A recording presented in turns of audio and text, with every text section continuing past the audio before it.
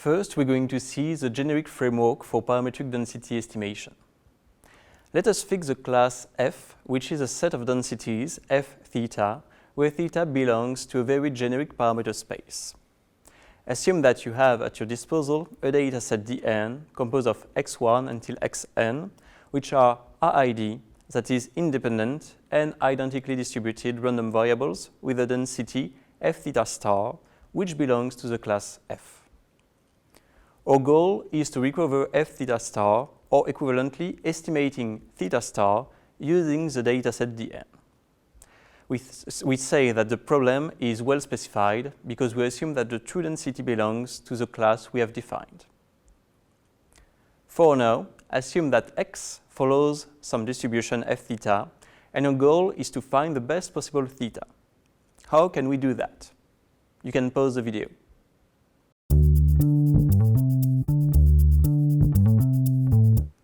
We can first write the likelihood of the problem. Since the observations are RID, the likelihood turns out to be just the product of the densities evaluated at xi. Remember that this holds because we assume that the data follows the density f theta. Then one can find the parameters theta, which maximizes the likelihood, that is finding theta hat satisfying this relation. Doing so would require to maximize a product which is computationally complex. So instead, we take the logarithm of the likelihood and consider the problem in which we want to minimize the negative log likelihood. This is given by the last equation. This is a generic formulation, but if you want to find a precise formulation, you need to specify the class of the densities. There exist many frameworks depending on the type of data and the type of distribution you choose. Here, we're just going to see a very specific example. To see how we can use the MLE principle, consider this first exercise. You are given an RID sample Dn composed of xi, where x follows a Gaussian distribution with parameters mu star and sigma star square. In this case, can you make explicit the maximum likelihood mu hat and sigma hat square? In the second exercise, you will need to apply the MLE principle to a linear model to make explicit the MLE estimate. You can pause the video to think about the answer of the first exercise.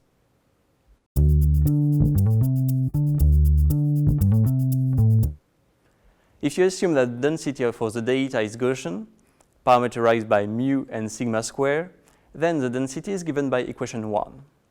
This is nothing but the Gaussian density, and you can rewrite the negative log likelihood as in equation 2. Note that there was a change in notations. Capital L theta stands for the likelihood, whereas small l theta stands for the negative log likelihood. Our aim is then to minimize the negative log likelihood so we can compute its partial derivative with respect to mu and sigma square. Taking the derivative of the log likelihood with respect to mu, you obtain equation 3. Setting the derivative equal to 0, since we want to find a minimum of the negative log likelihood, we obtain equation 4, which gives us the estimated parameter mu hat. Note that mu hat is nothing but the mean of the xi's. We can then compute the partial derivative of the negative log likelihood with respect to sigma, which gives equation 5. Setting this quantity to 0 leads to equation 6, where you notice that sigma hat square is nothing but an estimation of the variance of xi. In this particular case, you see that the MLE estimates are simply the mean and the variance of the dataset, which are very simple estimators. Indeed, if I give you a Gaussian sample, and if I want to estimate the parameters mu star and sigma square star of the Gaussian, it is quite natural to use the empirical mean and the empirical variance. This proves that the MLE is quite interpretable in this very specific case. Another way to write this maximum likelihood estimate would be to first define the Kullback-Leibler divergence between two densities P and Q. The definition of the Kullback-Leibler divergence between two densities P and Q is given in equation 8. If you assume that x1, xn are RID and distributed according to the density f theta star, the empirical distribution Fn hat is defined as equation 9, where delta xi is a Dirac function. Now, can you find a relation between the Kullback-Leibler divergence and the likelihood of the model? Or equivalently, can you say that the MLE can be found by minimizing some Kullback-Leibler divergence? You can pause the video to think.